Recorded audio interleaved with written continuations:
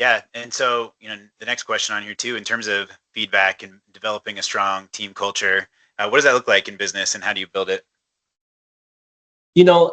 From in a retail setting, from my experience, it's the team culture is best when it's somebody before the manager is really giving that guidance or helping somebody out. So not everything's falling onto leadership. Maybe there's a team lead that's like, hey, this is how this sale goes, or they're teaching others on the team, just exactly like what we're talking about. Edgar's not the head coach or the manager of the ball club, but he's doing things behind the scenes. Cal Raleigh is sharing his what he's seeing from a certain pitcher and how the pitcher releases the ball. So that's where you build winning culture, and we've seen it in sports. It's so obvious, right?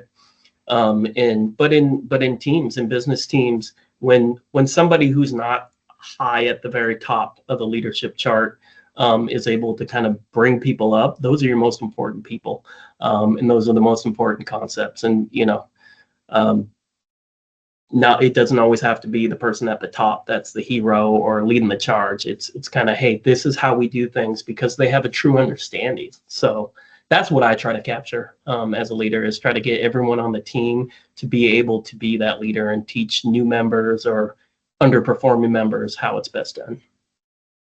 Yeah, it's interesting. I was, talking to a team last week about building culture, and it's the obvious things of like the team building stuff and getting to know each other, and getting to care and want to be involved and interested in each other's lives and kids and interests and whatever it is they're into and doing. But it was funny because I was just telling them, don't do it over Zoom. Get in person, have the lunch, do the corny ice breaking thing.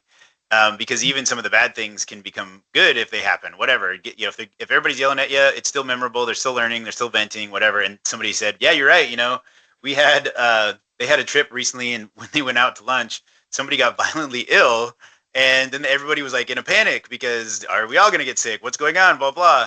And they said, "But that's the story. They all now tell. They were all calling each other the Yeah. next day. Did you eat the chicken? How are you feeling? Blah blah." They were forced to call each other and keep in contact. And as something as potentially bad as that ended up being what got them together. I'm like, exactly.